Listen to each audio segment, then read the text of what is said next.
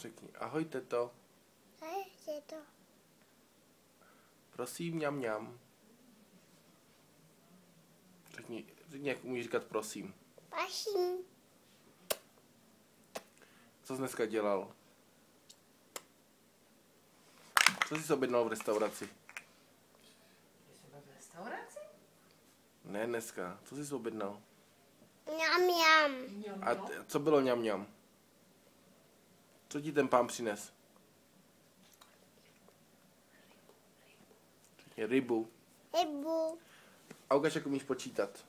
1, 1, 2, 2, 3, 4, 6, 5, tak, 6, 6, 7, 7, 8, 8, 9, 9, 10. 10. A řekni ahoj Ahoj. a pošli jim pusu ještě.